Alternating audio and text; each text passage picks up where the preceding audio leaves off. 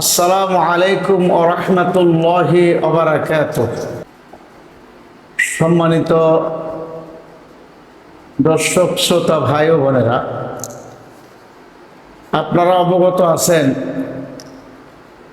ইসলামী আন্দোলন বাংলাদেশ এর সংগ্রামী আমির হযরত পীর সাহেব হুজুর চরমনাই দামাত বরকাতুহুম আহত ঐতিহাসিক শহরের উদ্যানে জাতীয় মহাসমাবেশের ডাক দিয়েছে। প্রয়োজনীয় সংস্কার, রাষ্ট্র সংস্কার, গণহত্যার বিচার, সংখ্যানুপাতিক পিয়ার পদ্ধতিতে সুষ্ঠু ও নিরপেক্ষ নির্বাচনের দাবিতে এবং দেশ ও ইসলাম বিরোধী সকল ষড়যন্ত্র চক্রান্তের প্রতিবাদে ঐতিহাসিক শহরের উদ্যানে আগামী শনিবার বেলা 2টা থেকে মহাসমাবেশ অনুষ্ঠিত হবে ইনশাআল্লাহ।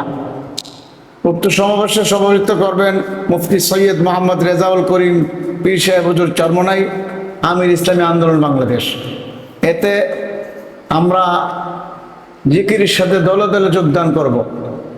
বাংলাদেশের যেখান থেকেই আপনারা আমার এই ভিডিও বার্তা শুনতেছেন, আমি প্রত্যেকটা এদেশের নাগরিক যারা দলমত নির্বিশেষে দেশ ও জাতির স্বার্থে, ইসলাম ও মানবতার স্বার্থে এই জাতীয় মহাসমাবেশ, কাজী সবাইকে সমাবেশে যোগদান করার জন্য আহ্বান করা হলো, দাওয়াত করলাম।